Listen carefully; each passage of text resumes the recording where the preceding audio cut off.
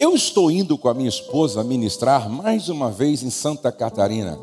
E no caminho, começamos a falar sobre um assunto que provocou um momento tenso no carro. E é interessante que eu falava para ela A, ela entendia B. Ela falava para mim C, eu entendia D. E foi tão tenso que parece que o capeta estava entre ela e eu, distorcendo tudo, não é? Foi tão sério que eu cheguei para a Rose e falei assim: vamos fazer o seguinte, você me deixa no aeroporto, pega o nosso carro e volta para casa, porque a gente não vai conseguir estar bem assim e volta para casa. Ela disse: não, eu vou com você e vou sentar lá no banco da frente.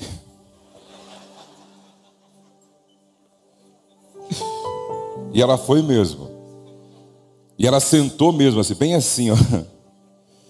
Confesso que foi muito difícil para mim ministrar sobre família naquele dia. Foi muito complicado eu falar aos casais naquele dia. Não ficou legal. E aí, quando voltamos para casa, durante a semana, a Rose não fala como eu. Ela tem um pouco de dificuldade, porque o temperamento dela é muito diferente do meu. Eu já falo, ela não. Mas ela escreve. E, gente, escreve bem. Ela me escreveu um texto no WhatsApp assim, romântico, que eu pensei, eu vou apagar isso, para não ficar isso guardado nem na memória do celular. Aí eu apaguei e só respondi assim 3 linhas. Mas um dia pela manhã a gente acorda e não sei como começamos uma conversa, e uma conversa séria. E ela disse assim: você pensa que ficou tudo bem, mas não ficou tudo bem. E aí eu disse: então, por que não ficou bem? Aí ela começou a falar. Falei: já que você começou a falar, fala tudo o que eu preciso saber. Para que eu fiz isso? E ela começou a falar para mim, começou a falar para mim. E ela falou muita coisa que eu cheguei à seguinte conclusão: 56 anos de casado, 34 anos de casado, 56 anos de idade, eu não me conheço o suficiente. E eu não conheço a minha mulher como eu deveria. Presta atenção, 34 anos de casado, 56 anos de idade, e eu cheguei naquela manhã à seguinte conclusão: eu ainda não me conheço o suficiente, e eu não conheço a minha mulher o suficiente. Benjamin Franklin diz que há somente 3 coisas realmente duras: o ferro, o diamante e o autoconhecimento. Só existem 3 coisas realmente duras: o ferro, o diamante e o autoconhecimento.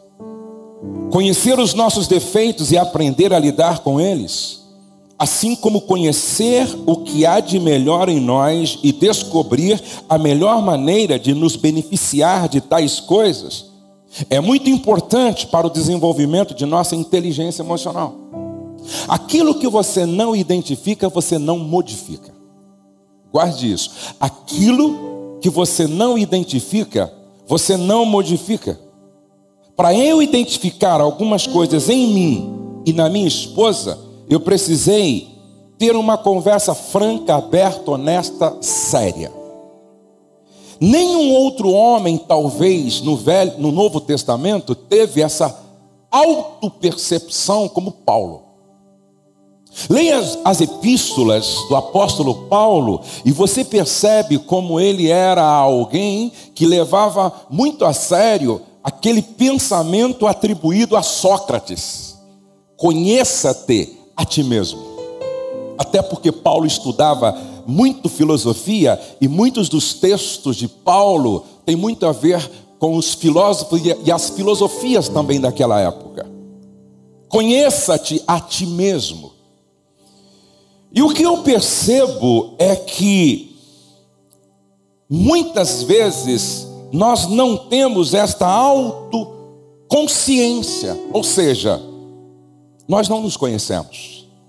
E porque nós não nos conhecemos, temos dificuldade de nos relacionar com o outro. Algumas perguntas que podem ajudar nesse processo de autoconhecimento. Quais são os seus valores? Quais são os seus valores? Você já parou para fazer uma lista dos seus 20 valores e dos 20 os que você leva mais a sério, que para você são os 5 mais importantes? Qual é o seu propósito de vida? Você já descobriu para que você nasceu? Qual é a sua ideia central permanente? O que é que tira você da cama todos os dias? O que faz com que você seja uma pessoa automotivada? Terceira pergunta: quais são os seus pontos fortes? Quais são os seus pontos fracos? Quais são os seus pontos fortes? Quais são os seus pontos fracos? Quarta pergunta: como você se define? Como você se define? Quinta pergunta: o que mais te estressa? Fiz essa pergunta para minha esposa ontem. O que mais estressa você? Nem vou falar a resposta. Sexta pergunta: quais foram os 3 pontos mais positivos, ou quais foram os 3 pontos mais positivos na sua infância? Quais foram os 3 pontos mais positivos na sua infância? Sétima pergunta: quais são os seus 3 maiores defeitos? Você já parou para escrever? Seus 3 maiores defeitos? Oitava pergunta: qual é o seu maior segredo? O que você esconde? Qual é o seu maior segredo? Nona pergunta: quem é a pessoa cuja aprovação você mais procura? Quem é a pessoa cuja aprovação você mais procura? 10ª pergunta: se você tivesse mais um dia de vida apenas, qual seria o seu maior arrependimento? Se você tivesse apenas mais um dia de vida, qual seria o seu maior arrependimento? Você se conhece? Agora, você conhece o seu cônjuge? Essa pessoa que almoça com você, toma café com você, que janta com você, que dorme com você, que pratica o ato conjugal, sexo com você. Você conhece o seu cônjuge? Quais são os 5 valores mais importantes para o seu cônjuge? Por exemplo, um dos valores da minha esposa é a excelência. Eu já vi minha esposa pedir para a sua equipe desmanchar 2.500 laços, porque tinha sido feito de uma forma errada. E ela disse: se começamos tudo com excelência, não é aqui que nós vamos relaxar. Se eu sei que este valor é um dos mais importantes para minha esposa, fica mais fácil eu lidar com ela, eu me relacionar com ela. Por exemplo, um dos meus valores é a pontualidade. Eu fico extremamente incomodado com atraso. Se minha esposa conhece, sabe que este é um dos valores importantes para mim, ela não vai ficar brincando comigo de se atrasar toda hora, todo dia. Quando você conhece quais são os valores da pessoa, fica mais fácil você se relacionar com ela. Você conhece quais são os 5 valores mais importantes da sua esposa? Do seu marido? Segunda pergunta: qual é o maior sonho do seu cônjuge hoje, agora? Qual é? Você sabe qual é o maior sonho do seu cônjuge? Terceira pergunta: qual é o maior medo do seu cônjuge hoje? Qual é o maior medo? Quarta pergunta: quais são as 3 pessoas que o seu cônjuge mais admira?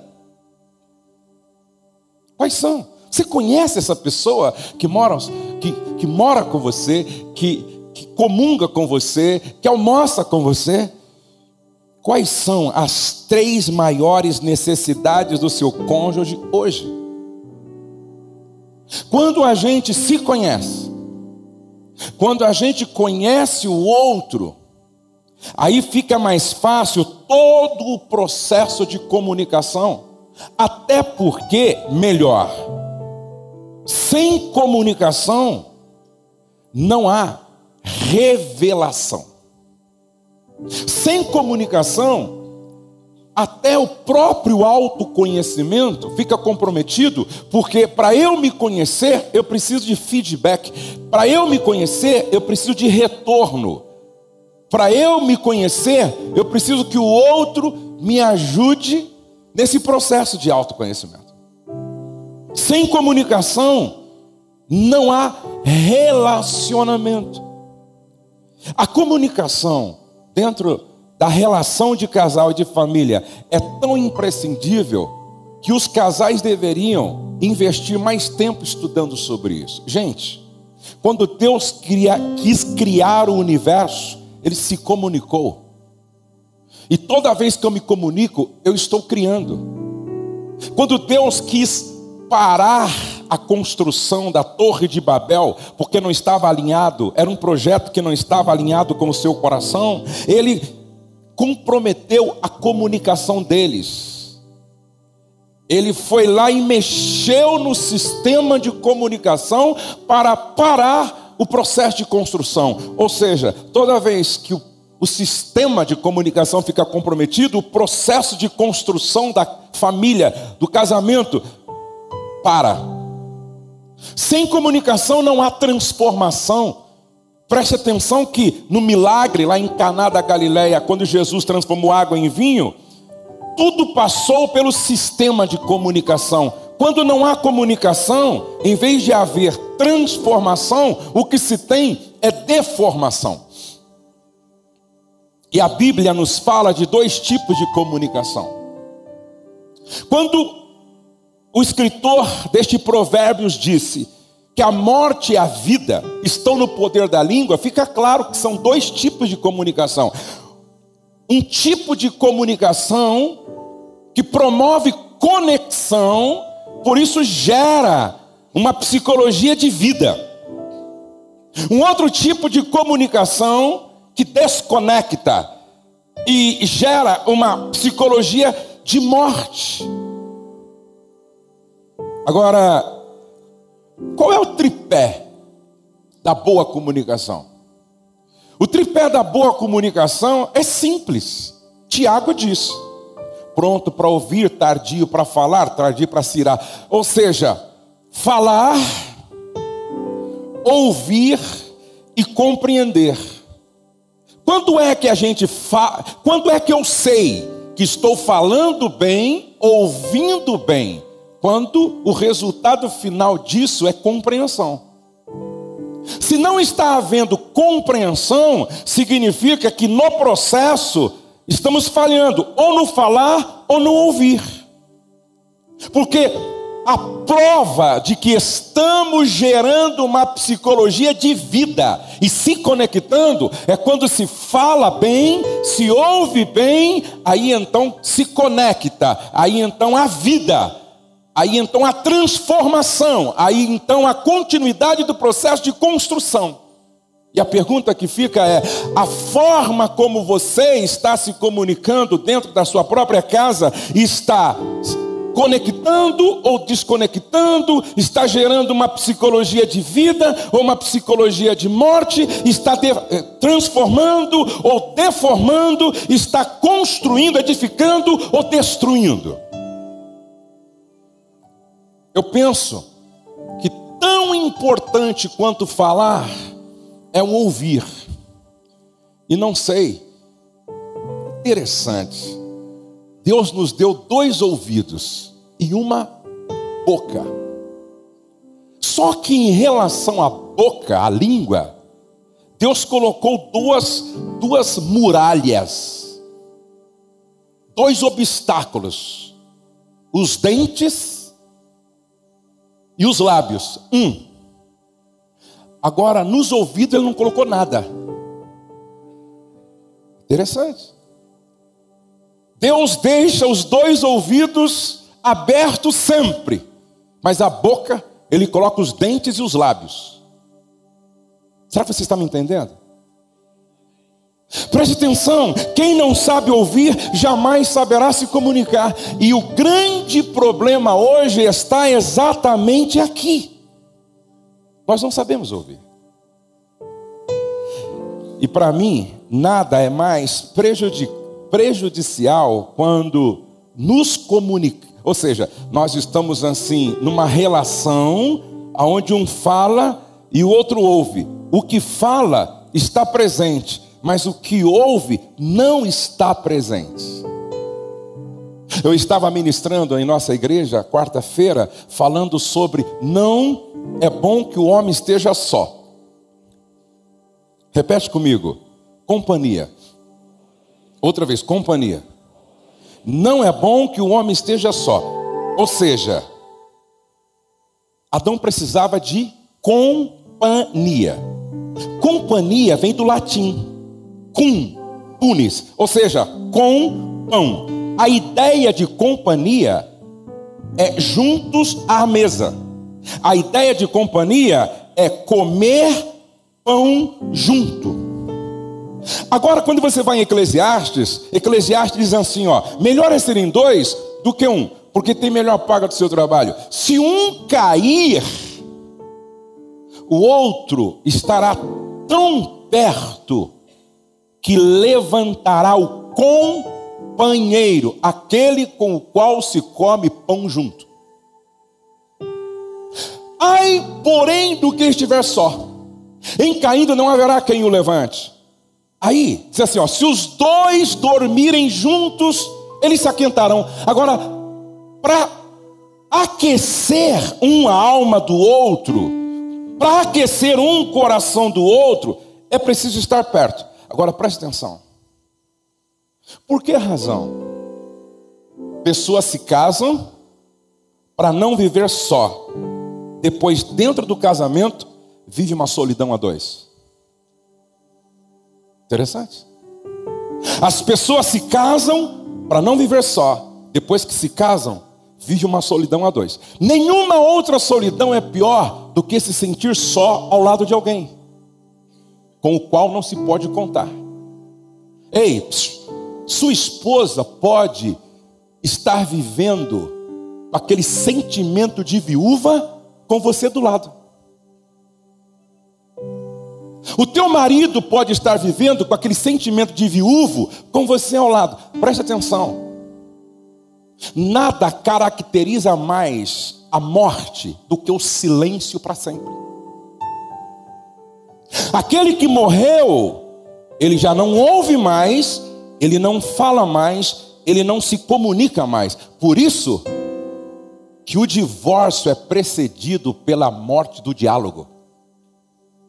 Guarde isso, por favor. O divórcio, ele é precedido pela morte do diálogo. Então, por que morreu? porque não enxerga mais, não ouve mais, não fala mais, não sorri mais, não interage mais, não há mais comunicação. Ouvir, gente, é uma arte a ser aprendida. A gente aprende a ouvir. Amar é ouvir com o coração do outro. Porque quando a Rose fala, é impressionante que eu conheço o estado emocional dela pelo tom de voz.